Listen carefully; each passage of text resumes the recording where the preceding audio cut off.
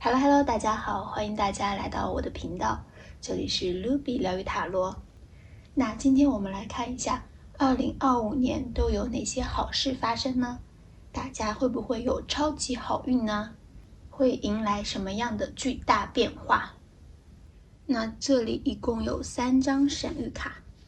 大家静下心来感受与它的链接，从中呢选择一张与你感应最强的。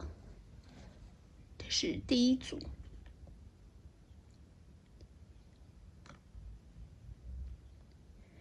这是第二组，这是第三组。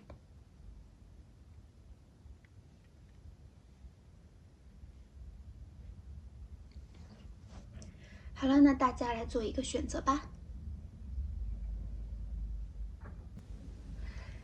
Hello， 这里是第一组。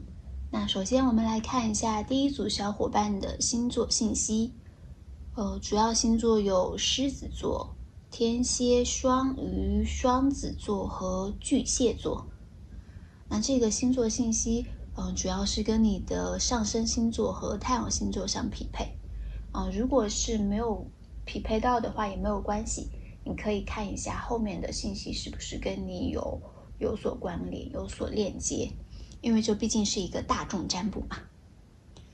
那首先第一组的小伙伴的牌卡中，第一张是一张死神牌。这张牌可能看起来听起来有点吓人啊，但是它很少会代表真正意义肉体上的死亡，它其实更多的是象征着结束。那结束可以是有很多种形式的嘛。首先它可能代表着你生命中某个阶段的结束，比如说是毕业，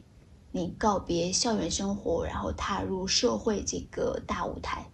又或者是搬家，你离开之前住了很久的房子，或者说是离开了之前的城市，进入到一个新的地方，重新开始布置房间，重新开始新的生活。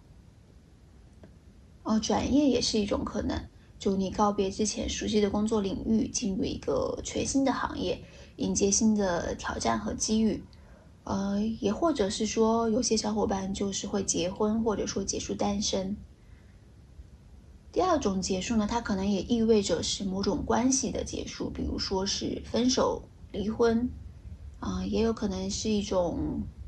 习惯的结束，比如说戒烟、戒酒、戒赌、戒色。那可能这些习惯就已经长此以往的困扰着你，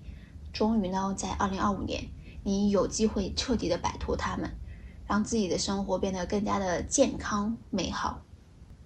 其实结束呢就是一种生命自然而然的现象嘛，所谓就是天下没有不散的宴席，没有一个事情是会长久以往的一成不变的发展下去的。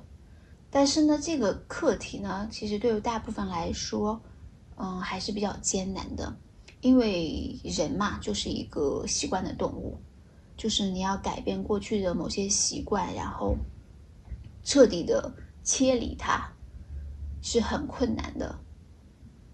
但是你从另一个方面来想的话，其实结束呢就是意味着一种转变。世界上呢唯一不变的就是改变，就是时时刻刻每时每刻你都存在在一种改变当中。那所不同的就是改变的快慢而已。那像慢慢的改变呢，我们可能就是没有什么变化，它潜移默化的影响着你的生活。但突然间的改变，顷刻之间的改变，就会让我们非常的难以接受。结束呢，就是最突然的改变，顷刻之间，它就必须迫使你立刻的放弃某种事物，或者说是做出某种决定，无论你是愿不愿意接受。但是这个课题又是我们每个人要必须都去学习的。就像这个死神，他骑着一个白马款款而来，白马就像一个橡皮擦一样，将过去的一切擦掉，使一切都重生，一切都像白纸一般重新来过。上帝呢在你眼前关了一扇门，他必定会为你再开一扇窗的。死神呢他就是这样一种心声，特别是死神对于过去的某种恶习，某段不好的关系，或者说是一些痛苦的经历而言的话，是一张非常完美的牌。它就代表着你将告别过去的痛苦，迎来新生。那这边定一下，死神到底是结束或者说重启的是什么呢？宝剑七。宝剑七它描绘的场景就像是生活中那些独来独往的人，他很少跟旁人打交道。在2025年，死神就可能会帮你结束掉这样一个孤独独立的状态。一些独立工作者之前可能不管大小的事情都是自己一手包办、亲力亲为，然后忙得焦头烂额的。但在2025年呢，你将不再是单打独斗了，你会建立自己的团队，或者说是找到合适的合作伙伴，大家一起共事。凭借着大家的经验和智慧，一起努力获得成功。做自媒体的朋友呢，之前一直是自己一个人做视频，然后从选题、剪辑、拍摄，所有的工作都是自己亲力亲为的。虽然就是很努力、很认真，但是发展呢一直都比较缓慢。在2025年呢，你就会结识志同道合的朋友，或者说是签到公司，然后组建自己的团队啊，分工合作。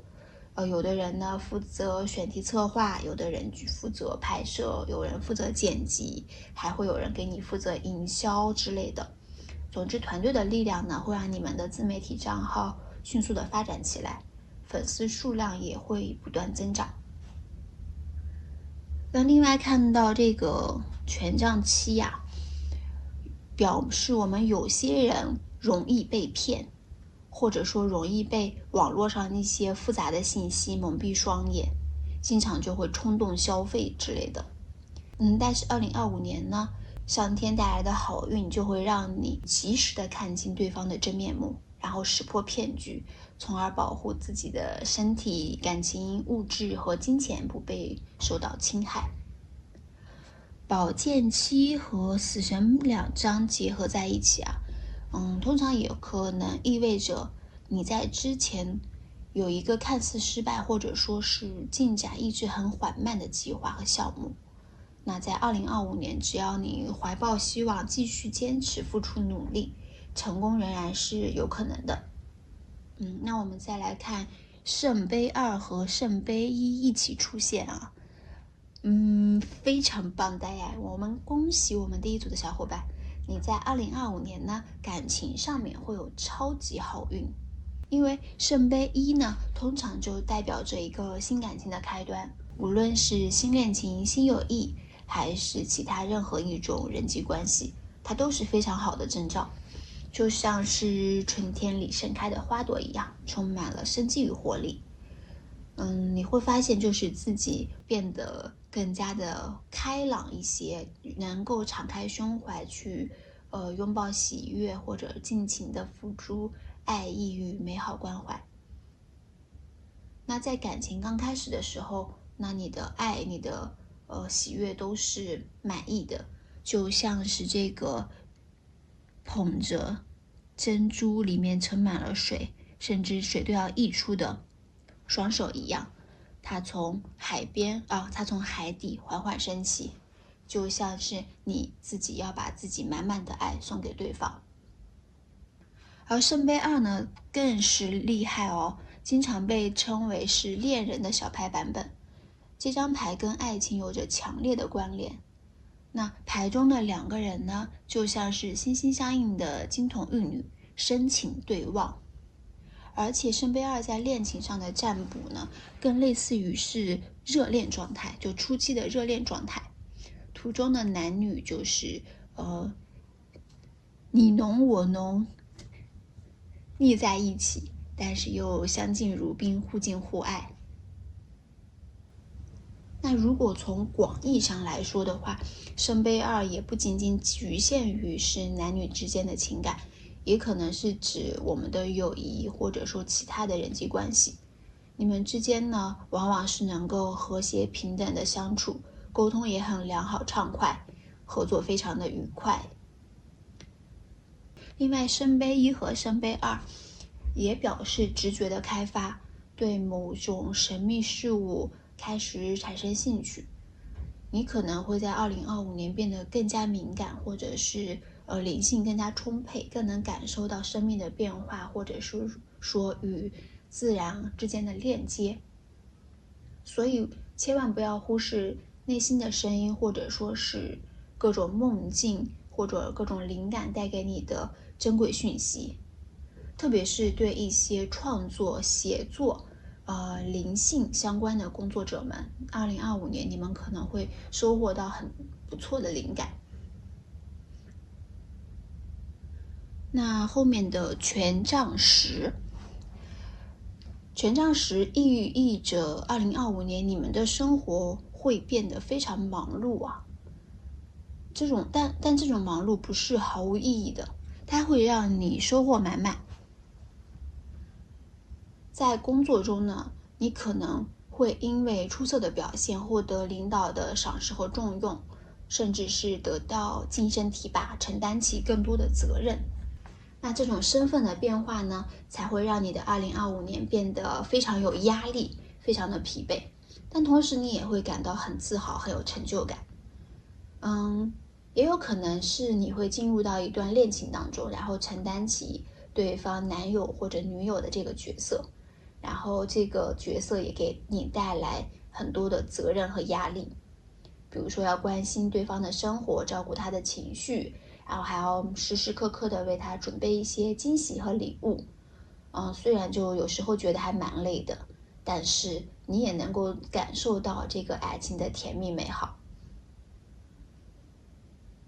还有一些小伙伴可能会结婚生子，这样的身份转变呢，让你承担起更多的家庭责任和压力。有些人2025年会迎来他们的宝宝，然后从2人世界变成3口之家。那照顾宝宝可能需要花费很多的时间和精力，然后每天都忙得不可开交的。但是呢，你们看到这个宝宝可爱的笑容，你们又会觉得一切都值得。你看这张牌的背后呢，是金色的夕阳倒映在茫茫大海之中，充满了积极向上的能量。所以说你们2025年的忙碌和坚持一定不是毫无意义的。而且呢，权杖十和力量牌在一起啊，那很有可能真的很有可能我们第一组的小伙伴，有些人真的要当妈妈了。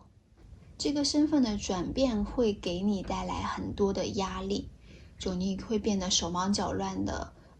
不知道要怎么办。但是你要相信你自己，就像力量牌的这个女人一样，慢慢来，充满了耐心，有外柔内刚的态度呢，面对这个生活中突然出现的难题。力量牌呢，也表示在2025年呢，你会有一个内心上面的成长。之前你可能是做什么事情都毛毛躁躁的，是个急性子，就希望所有的事情都能很快解决，高效解决。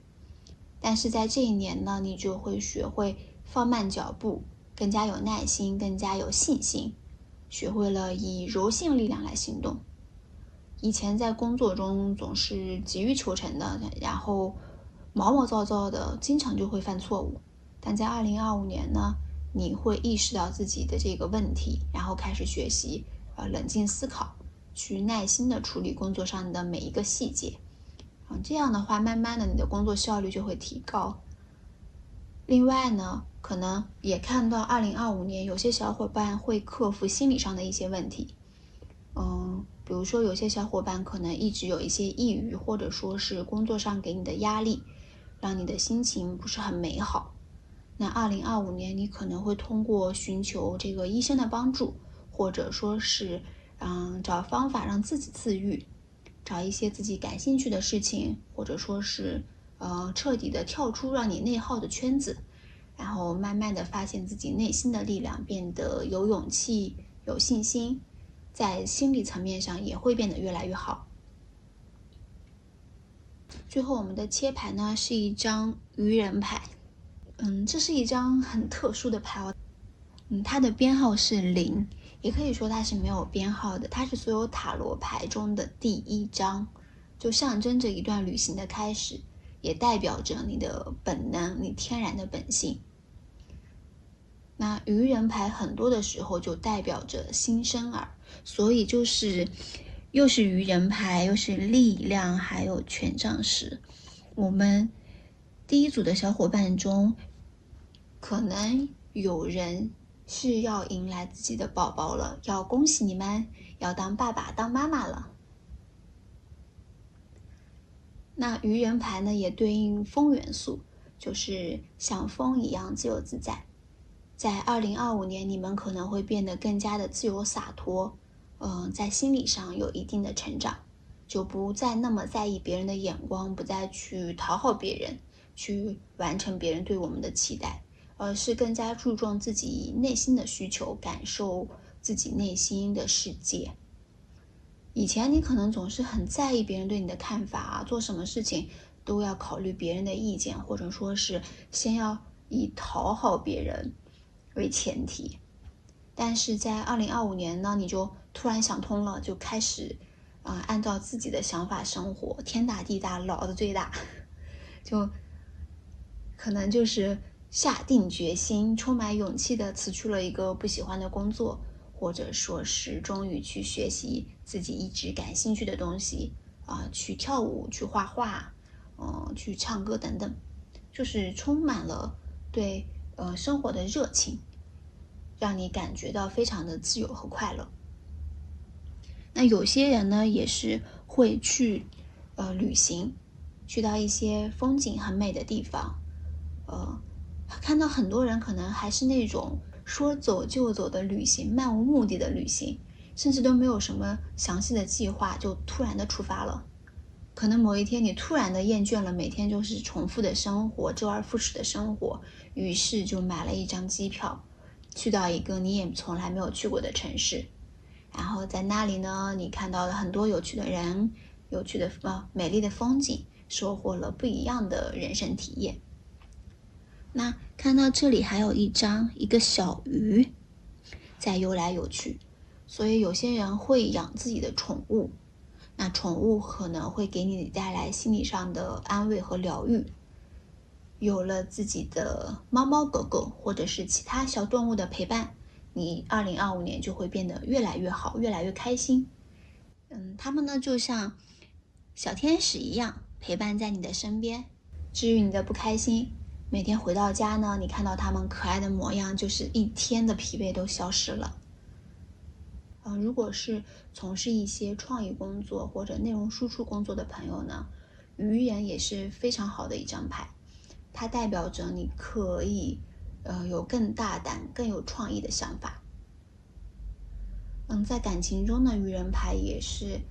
代表旅途中的恋情，所以2025年你们的恋情呢，有可能是在一段旅途中展开的，也有可能呢，就是你们对于这段感情的态度是抱着今朝有酒今朝醉，我们只顾当下不顾未来，开心就好。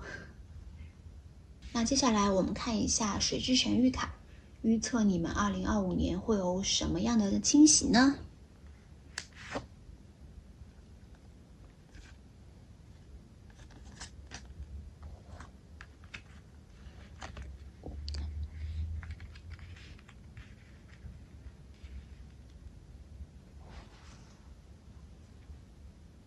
首先是第一个 Into the unknown, underworld, depths, courage, facing your fears。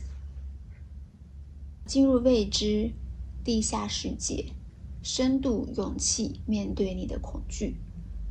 2025年，有些小伙伴可能会进入到一个全新的领域，或者说是成为一个全新的身份，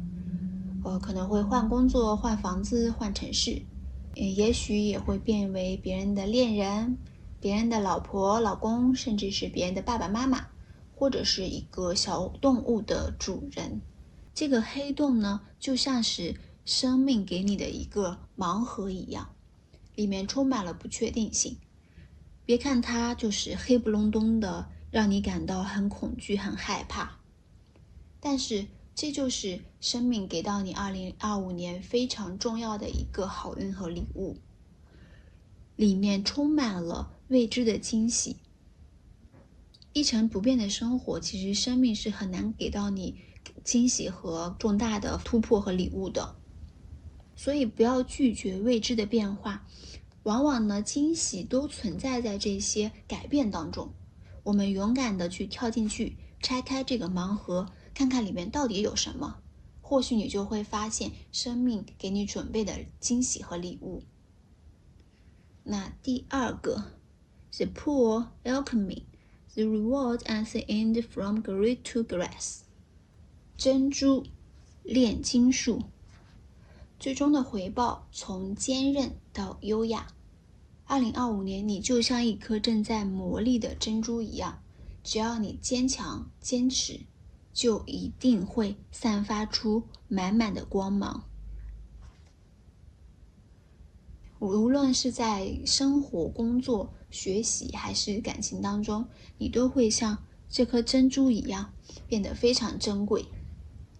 一开始可能你的生活是要适应各种忙碌和各种变化，感到手忙脚乱，然后不知道应该如何应对。但是呢，慢慢的你就会变得从容优雅，然后最终呢，就是会获得成功和幸福。那第三个是 The Wellspring. What are you thirsty for? Body care, take a breath. 永不枯竭的源泉，灵感之源，创意的发源地。你渴望什么？身体护理，深呼吸，休息一下。2025年呢，第一组的小伙伴可能会更加注重自己的身体健康和心理健康，开始锻炼，然后每天早起跑步，吃一些健康的食品。慢慢的呢，你的身体会越来越好，精神状态也会更加的饱满。那如果之前身体有不舒服或不健康的地方，有一些疾病的话，那2025年就会逐渐痊愈。心理上存在问题和疾病的小伙伴也会获得一个不错的改善，睡眠质量会明显有所改善，有所提高。那同时呢，这张神谕卡也是提醒我们要关注自己内心的渴望，从生活中呢去汲取灵感。2025年你往往会有很多灵感充沛的，或者说是灵光乍现的时刻，所以一定要关注这部分突然乍现的灵感。那最后我们看一下美人鱼想要对你说什么呢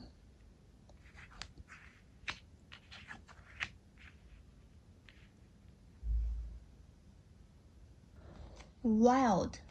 believe in your otherworldly beauty, dance with the waves and drink in the sunshine. 相信你超凡脱俗的美丽，与海浪共舞，在阳光下畅饮。美人鱼呢，希望你做一个像鱼人一样洒脱自由，不被外界所拘束的人。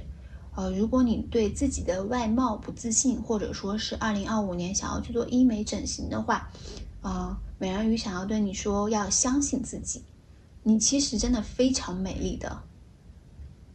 这个并不是说一个非常敷衍的话了，但是真的你很可能这个有这些想法的人一定是爱美的人，但是你们其实本身就已经很美了。而且每个人的美都是独一无二的，可能做整形的话会让你削弱你自己的那部分独特，所以美人鱼是让你对自己呢充满信心。另外呢，他还建议你如果想要旅行的话，可以去海边，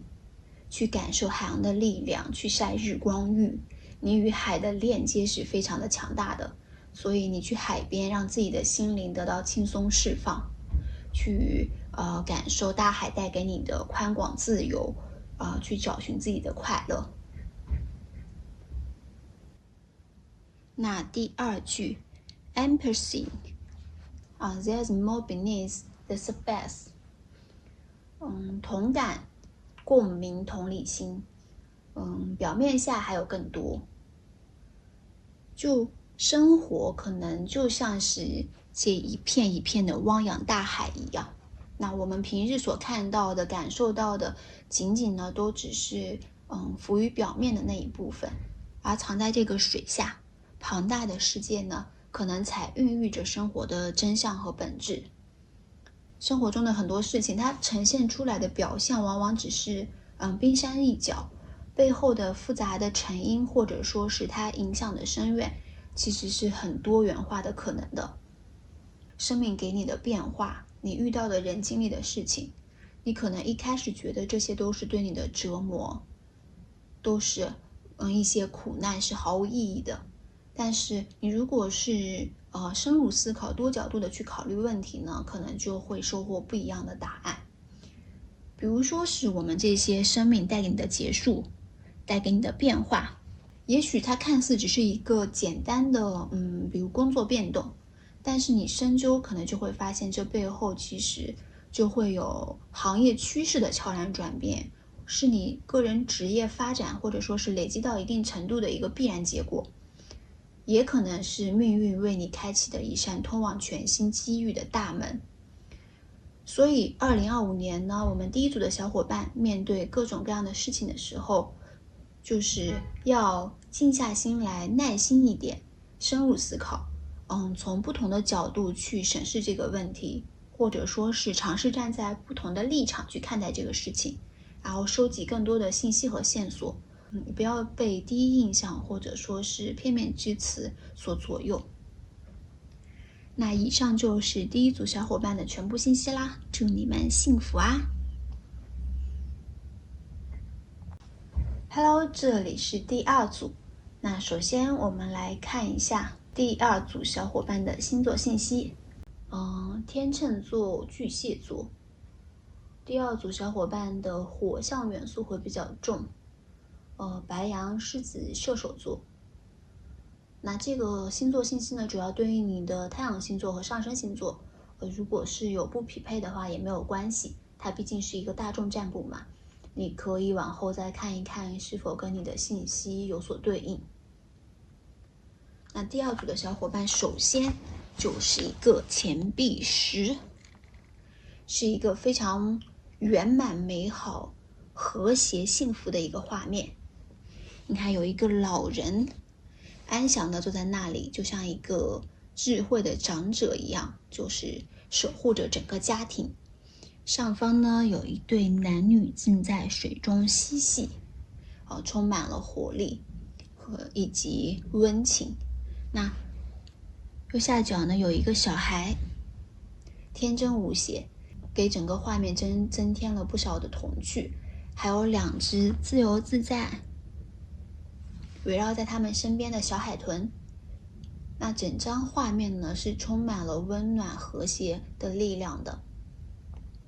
而且10个钱币呢排列成生命之树的符号，稳稳地将它们托起，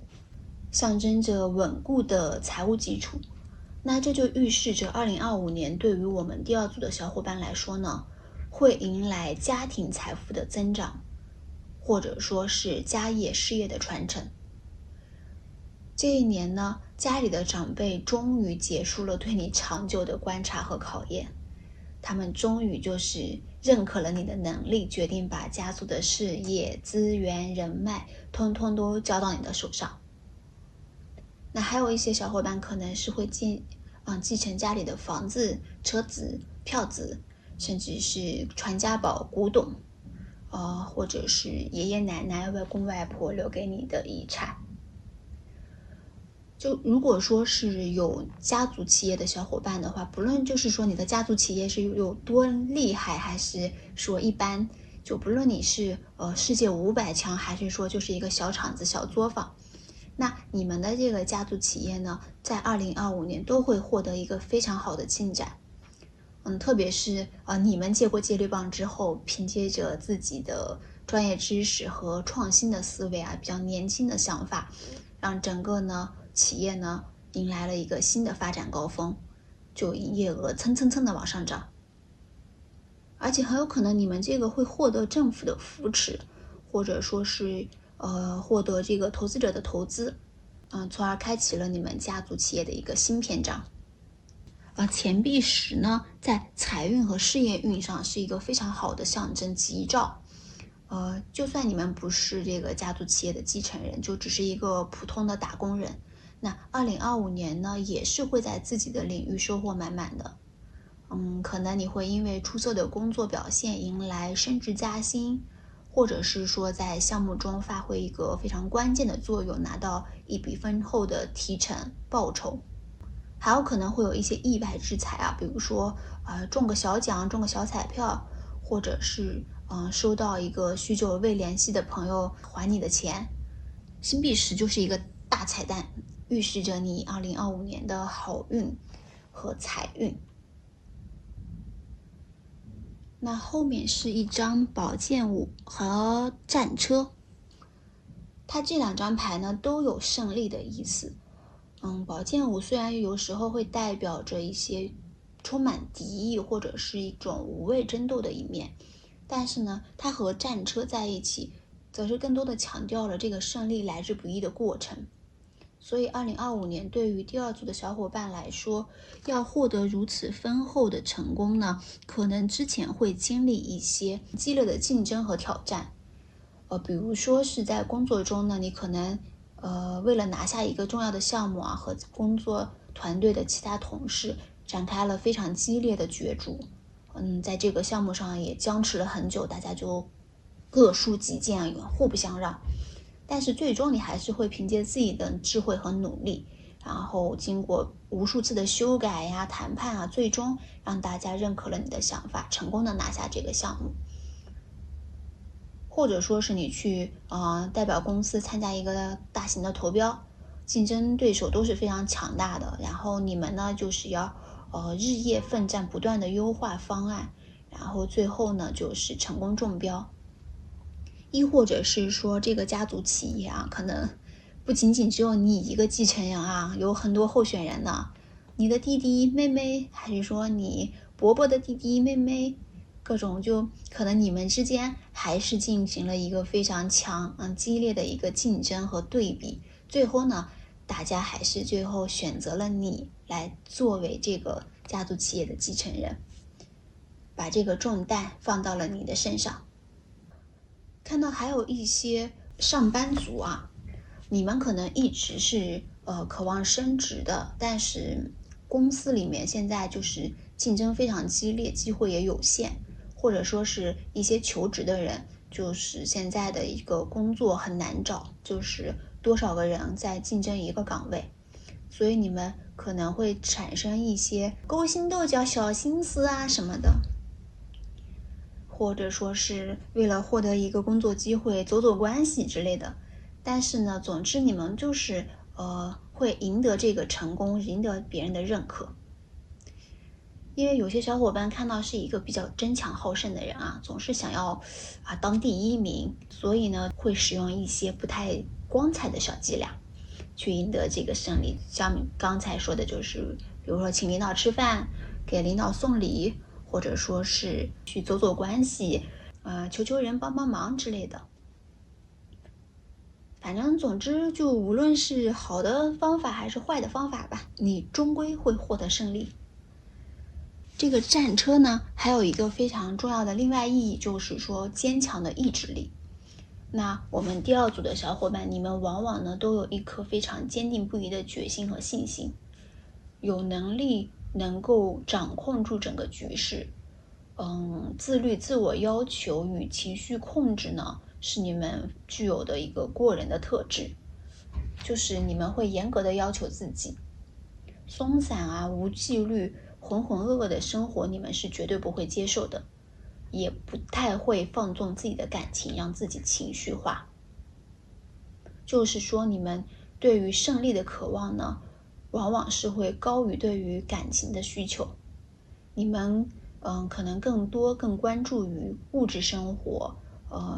金钱、财富、名声、名望，对于感情的话就是没有太多的重视。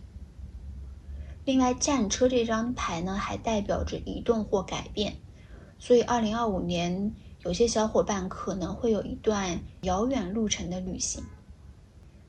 也许是去到国外的旅行啊，去体验不同国家的风土人情，也有可能是因为工作的调动，让你去到一个新的国家、新的城市去工作和生活。那另外呢，有些小伙伴在2025年会迎来一个热情似火的追求者，这个人呢对你就是一见钟情，然后就开始了疯狂的追求，每天给你送花，每天发信息、打电话，攻势猛烈。可能第一天约你吃饭，第二天约你看电影，第三天就要约你迫不及待给你表白，给你拉你手，让你就是非常的有点不知所措。那另外也看到，可能2025年有些小伙伴就是能够考下驾照，拿到这个小本本。接下来是正义牌的出现。正义牌呢，往往是和某个重要的决定相关。2025年你可能会面临一个关乎于人生走向的选择，那这个选择需要你综合考虑各种因素，用理性的思维呢去分析利弊。就像这个天平上衡量的各种砝码一样，心中的这个天使和恶魔就在不断的拔河。天使说你要这样，恶魔说不行，你要这样，两方就让你犹豫不决。比如说是职业上嘛，就你可能会收到不同公司的 offer， 一个呢薪资高福利好，但是每天加班996甚至997。那另一个公司呢，就是工作轻松氛围好，但是薪资呢就会比较低。你就是开始纠结会怎么选择呢？又或者是感情上面就有两个不同的追求者，你在之间摇摆不定。那一个条件很好，但是对你吧一般，没有那么的强烈。另外一个虽然条件一般，但是呢你和他志趣相投，相处得非常开心，而且他对你就是充满爱意。然后你又要该如何抉择呢？正义牌的这个决定还是蛮大的，是对你的人生会有一个比较重大的影响。所以你在这个做决定的过程中还是会很痛苦，内心的天平会摇摆不定。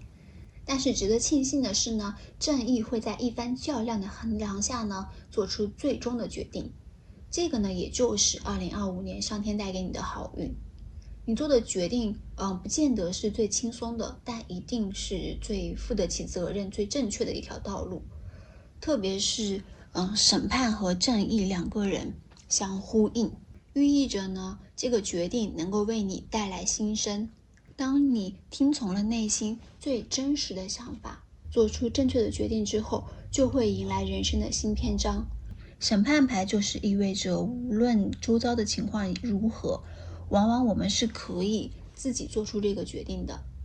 而且呢，心中会感觉到有种声音的召唤，然后促使我们做出决定，走向人生更重要的阶段。这个召唤呢，可能是一份工作、一个想法、一个渴望，或者说是来自于内心自我意识的觉醒。总之呢，这股召唤、这股力量会带着你们开启人生的新篇章。另外呢，正义和审判也可能是寓意着有些小伙伴会被误会、被伤害，面临诉讼的问题，但是正义就会为你们讨回公道。你会获得赔偿和道歉。你的诉讼事务无论是与法律有关的纠纷，还是说签订的各种合约，都会得到公平公正的对待。如果说是在生活中遇到了欺骗、侵害的行为，你也可以通过法律手段维护自己的权益。或者有的小伙伴在进行离婚诉讼、财产分割之类的，那最后的判决都是会有利于你的。此外呢，2025年的小伙伴的好运可能还来自于一个消息或者是一通电话。你可能会收到一个心仪公司的 offer， 或者说是学校发来的录取通知书，从而开启人生的新征程。有些小伙伴呢，在感情上也能够破镜重圆，和曾经的恋人呢重新走到一起，续写你们的浪漫爱情故事。最后呢，是一张星币石的切牌。星币石呢，就展现出你们专注一丝不苟的状态。之前所有的缓慢进步呢，都是逐渐积累，才成就了2025年的成功。你们就像这个勤劳的工匠一样，精心的打磨每一颗金币，每一个细节，努力提升自己的能力和竞争力。终于呢，在2025年通过激烈的竞争，最终获得了胜利，迎来了非常丰富的物质和财富。对于求职者来说呢，工作马上就要到手啦。之前投递的无数的简历，参加的各种各样奇葩的面试，在2025年呢，终于就会有一个好结果。对于投资的人来说呢，也是有不错的投资理财收入。之前你看好的股票基金，或者说是投资的房产，都会价值有所回升，让你的钱包越来越鼓。不过呢，从新币10和新币8都可以看出，你们往往是更关注于这个物质层面的成功的，更关注于名声名望的成功，所以对感情生活是有所忽略的。塔罗呢，也是提醒你在追求事业和财富的道路上，也别忘了多多关心身边的家人和朋友，多花些时间和他们交流，珍惜彼此的感情。而且新币8呢，其实也有猛烈追求的一个意义，与我们的战车牌呢相对应。可能2025年会有一个人对你展开猛烈的攻势，但是呢，你又专注于自己的学业事业，对这份感情呢还是会有所忽略。那我们再来看一看水之神谕卡预测我们2025年会有什么样的好运呢？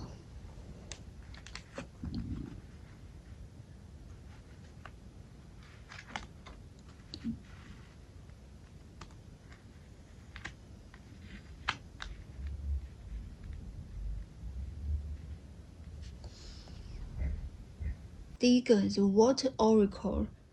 Psychic abilities acting on vision is destined。 水之神谕精神能力用作于视觉是命中注定。你的精神能力是非常非常强大的，不折不挠，不易屈服的。这说明上天赠予你最珍贵的礼物就是你强大的精神力量。这种力量呢，在2025年将得到更加极致的发挥，帮助你在面对困难和挑战的时候，能够保持坚韧不拔的品质，勇敢向前。你的面前是一汪泉水，而你的手中也是满满的泉水。遇水则发嘛，那水其实给到我们更多的财运。The Water Oracle， 你拥有水的神谕能力，而且 it's destined， 意味着你天生的财运就是非常不错的。就你的眼光非常独到，可能你看中的一些股票啊、基金或者是房产，看中的车都是非常有潜力的，升值空间会比较大。甚至说你看中的某个明星、某个 idol 啊，喜欢的某个电影、电视剧、小说，它都会有非常大的潜力。然后你看中的某个市场、某些产品、某个目标人群，或者说是某个未进入的蓝海，都是非常的有潜力的。就这个能力是与生俱来的，你可能现在还没有发现它，没有感知到你有这个能力，在2025年呢，可能它就会稍稍显化一些。第二个是 Clear Waters, Clear Vision, Confirmation, Right Timing, Opportunity。 那这就是意味着你们拥有一个非常敏锐的感知力以及广阔的视野，能够通过观察世间万物，然后收集各种各样的信息，找到不错的机会和正确的时机，然后呢，又凭借内在坚韧的品质去深耕在这个行业和领域当中。就这两张卡牌就是表示2025年你天时地利人和占尽，就又有好运，天生的好运，然后呢又有自己内心强大的能力，所以2025年你终究会迎来成功。第三个是 Mother of the Salt Waters, Passion, Wild Love, Open your heart, let love in。大海之母，激情狂野，自然的爱，敞开你的心扉，让爱进来。那2025年呢，第二组的小伙伴有一些会遇到一份充满激情、来势汹汹的爱，就像这个汹涌的海水一样，从四面八方澎湃而来，将你裹挟，将你包围。那神谕卡是要提醒你，不要只关注于工作、物质、金钱这些事情，也要给感情多一些的机会。这份爱呢，会让你感受到满满的热情以及被爱的幸福，让你的生活更加的丰富多彩。那我们再来看一下美人鱼想要对你说些什么呢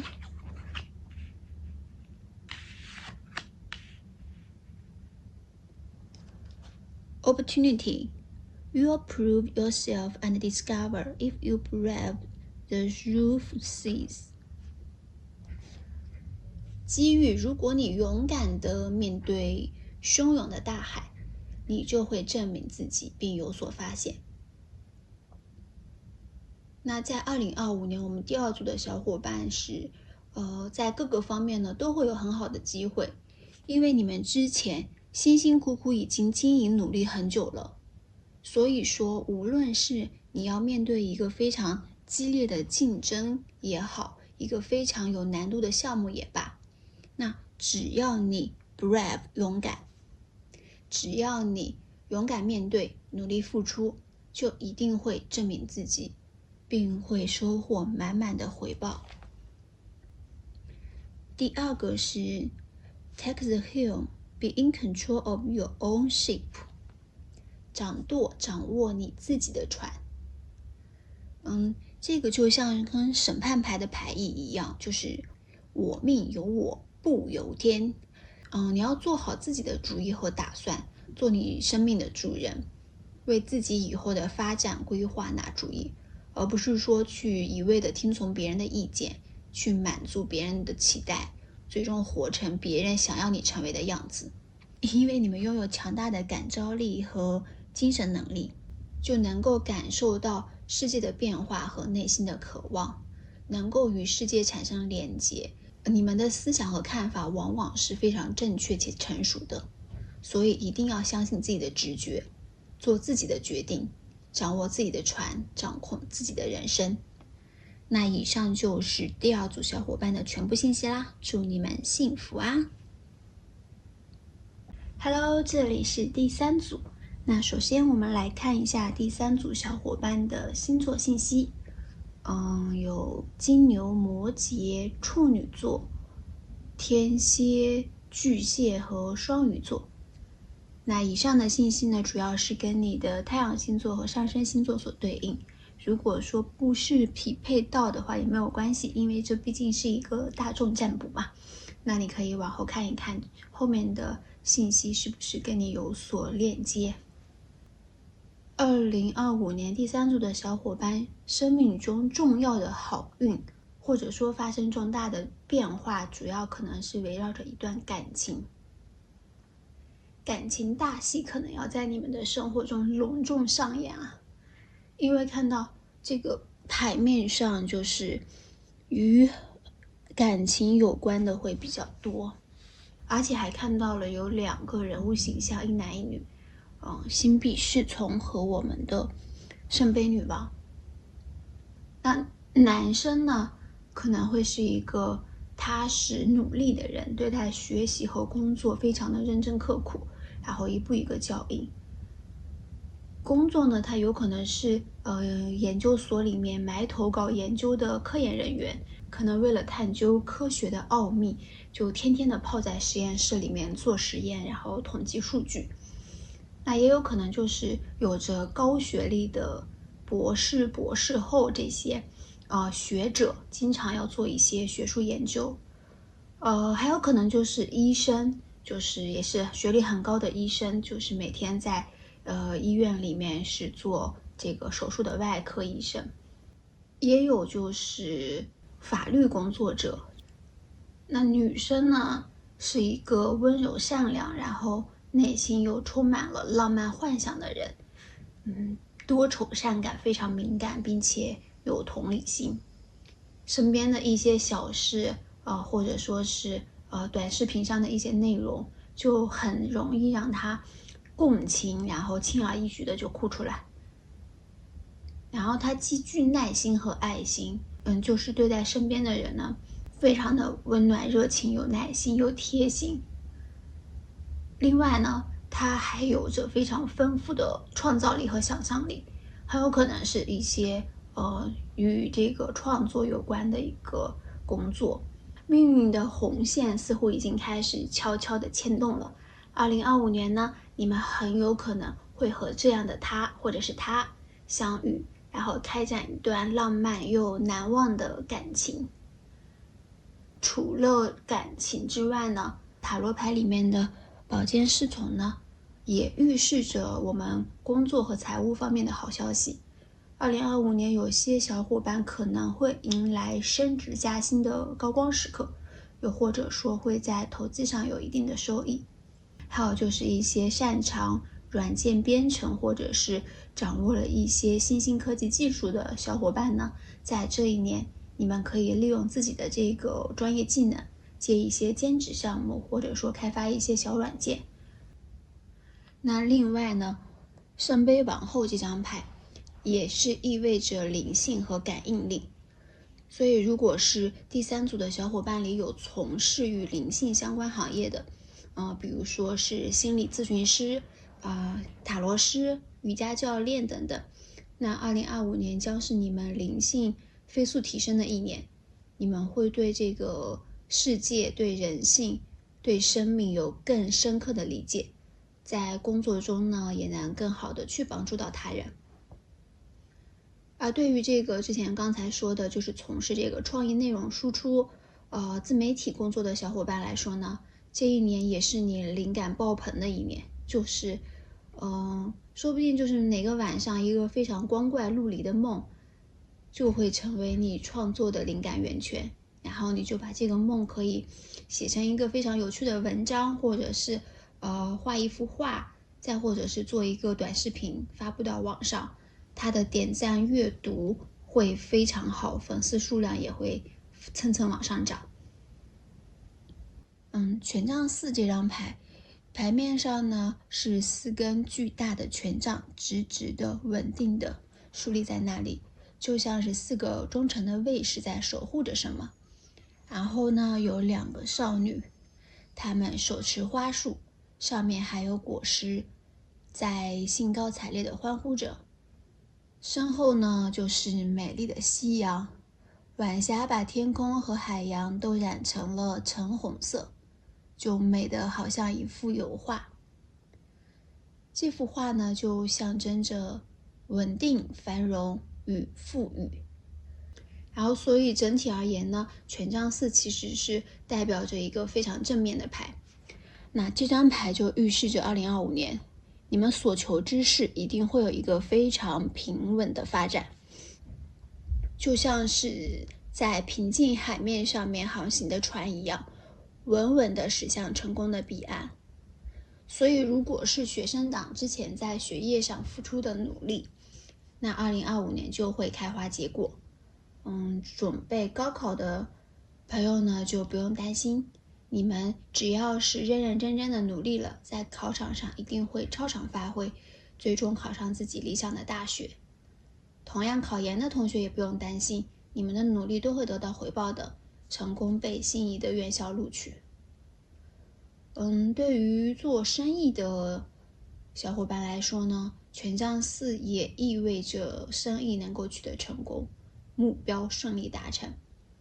之前的努力并没有白费。2025年你会订单源源不断，利润节节攀升。而且权杖4特别是在情感方面，就是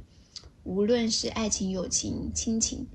我们2025年第3组的小伙伴的感情也会从萌芽阶段逐渐的走向一个稳定的阶段，甚至是有可能进入婚姻的殿堂。就是所有的一切都是一个稳定皆美好的状态。而且这个呢，权杖4和我们的世界牌也有所对应。世界牌呢，向我们再次展示了2025年的美好。有一个舞者在自由自在的跳舞，他的舞姿轻盈优美，就仿佛在庆祝着什么。那另外这个世界牌呢，也对应着土星，代表着稳定的力量。所以结合世界牌和权杖四，我们就可以看出2025年就会走入一个非常稳定的状态。那另外世界牌也还意味着圆满、成功、成就。所以我们第三组的小伙伴在2025年呢，事业上呢会得偿所愿，学业上呢也能够顺利完成，所有的目标呢都能够通过你不懈的努力逐一实现。爱情上面会非常的完美，无论是说是步入婚姻的殿堂，还是说是稳定的发展，都会有一个自然圆满的结局。另外呢，世界牌也意味着你们会去旅行，特别是一个大范围的一个航空旅行，甚至是环游世界。就也许是浪漫的巴黎街头，也许是神秘的埃及金字塔，也许在美丽的马尔代夫海边度假，你们就会去到不同的地方，然后体验不同的风土人情。也有可能呢，2025年有些小伙伴会搬家或者移民，开启一段全新的生活。那还有一张是权杖九。那权杖九虽然通常是表示处于压力的一个备战状态，但是呢，只有在这种情况下，也是才能真正考验出一个人的能耐。是不是这个人能够经历所有的痛苦和磨难，最终会迎来事情的圆满。所以权杖九就意味着你们想要获得稳定、获得圆满之前呢，是要经历一些磨难和考验的，需要等待，需要有耐心。就可能你们之前是常常处于一个小心翼翼、警觉防御的状态。但是即使是这样一个比较艰难的状态的话，你们也没有轻言放弃，反而是继续坚持。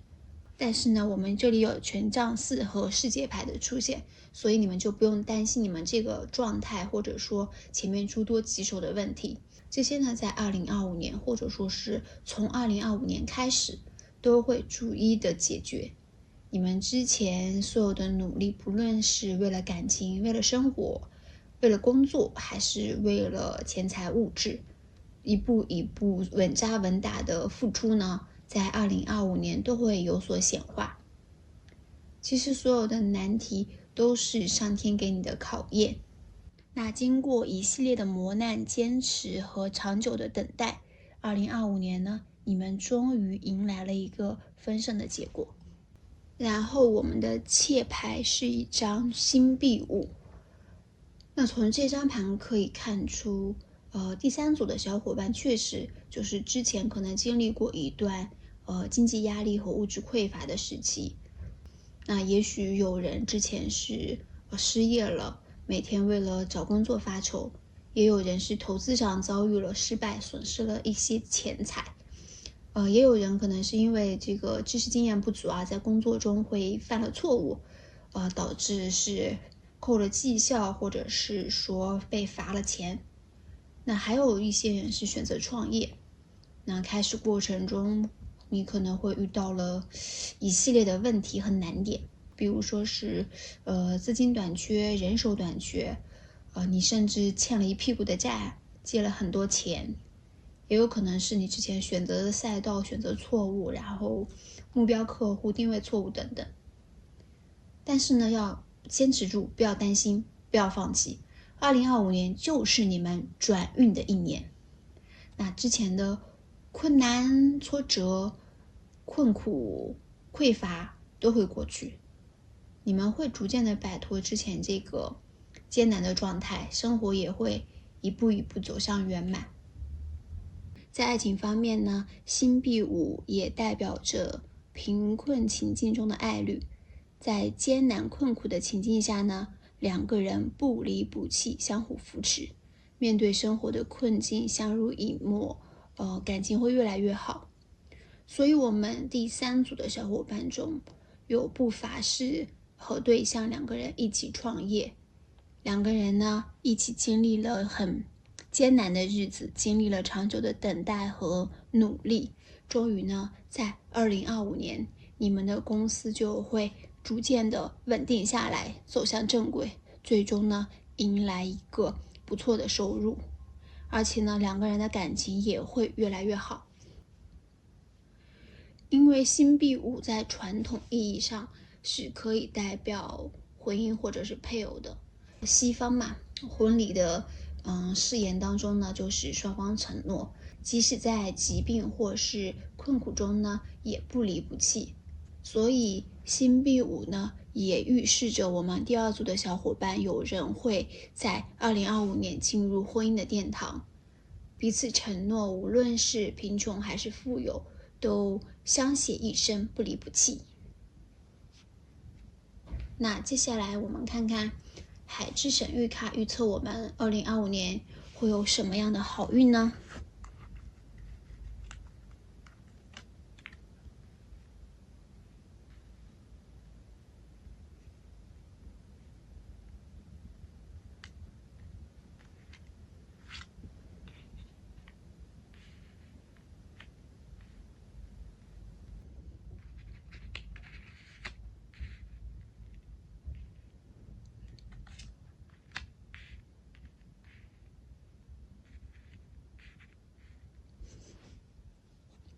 那首先是 Let it rain, allowing what is, inevitability, trust。 让它下吧，允许一切，不可逃避，信任。就你就像这个平躺着的人一样，内心平静且祥和，就即使下雨，你也是不会被打扰，不会惊慌害怕。雨过天晴，彩虹就要出现，而且你看到是双彩虹，预示着事情的圆满，而且很有可能是感情中2个人携手走向下一个阶段。你们的关系和事情的走向都会是一个非常好的结局。那也许呢，在2025年的某一个雨天，他会向你告白或者向你求婚，或者是在2025年的某个雨天，你们会产生一场激烈的争吵，但这场争吵是不会拆散你的，它是你们感情的催化剂，让你们更加的了解彼此，信任彼此。这个小小的争吵呢，反而会让你们的感情更进一步。因为你看，即使是下雨，即使是有一点雷电，但是它其实整个还是一个非常平和的状态，雨都不是一个非常汹涌的情况，而且呢，你非常平静平稳的躺在海面之上，表情还带着淡淡的微笑，完全不是一副害怕惊慌的样子。所以呢，2025年我们要学会接受生命中的一切，就是无论是生命带给你的困难挑战，还是说美好惊喜，我们就是要做到不以物喜，不以己悲。就所有的事情呢，都是生活的一部分，就像天气有晴天也会有雨天，我们不能只喜欢晴天就拒绝雨天，那你拒绝雨天的话，你就不可能看到这么美好的景象了，这样的双彩虹只有在雨天才会有哦。所以就是要相信自己，当下的痛苦呢和缺乏都是短暂的，是不可避免的，是上天给你的历练。只要熬过去之后呢，你就会有一个巨大的成长，并且获得一段相互信任的感情。那第2个是 Let it go, release the past, forgive, soften, move forward。 放手释怀过去，原谅软化向前看。其实这个呢跟我们星币5是一样的，就你的过去可能存在着一些困难，然后你经历了一些不好的事情，无论是说你的感情还是说你的工作学业，之前可能多多少少都是遇到了不小的问题，但是呢，这些在2025年终将过去。就不论曾经发生过哪些事情呢，都不要让它成为我们前进的包袱。也许过去的生活中、工作中、感情中，你被背叛过、被欺骗、被伤害，你遭遇了不公平的对待，和无数别人的冷眼和不屑。但是这些都已经过去了，就我们不要执着在过去而放弃了眼前。我们要学会原谅，学会放下，学着释怀。就原谅别人呢，其实也就是放过自己。就像牌面中这个勇敢的女神一样，留下一个潇洒的背影给过去，勇敢无畏的向前走，向前看。生命就是这样起起伏伏，落落落，起起起，落起落起。释怀过去，你看你前方就会是波涛汹涌，激情澎湃，明亮且光明的未来。第三个是 Follow the stream, dedication, trust, future rivers and oceans. 随波逐流，奉献，信任未来的河流和海洋。生活呢，就像是这条奔流不息的河流，我们要学会去顺应它的改变，不要抗拒。当我们遇到困难，也不要害怕，要相信这个河流最终会带我们抵达一个非常美好的地方。你看这个河流，它最终就会把你带到一个丰盛、美满、金光灿灿、熠熠生辉的地方。而且从神谕卡上来看呢，这个地方很像一个教堂就说不定我们很多小伙伴2025年会走进教堂，举办一个浪漫的婚礼，在周围亲戚朋友的祝福声中迎接人生的新篇章。那有些人可能也会是旅行结婚，或者是出国旅游，完成一次自我的疗愈。那我们最后再来看一下美人鱼想要对你说什么呢？哎呀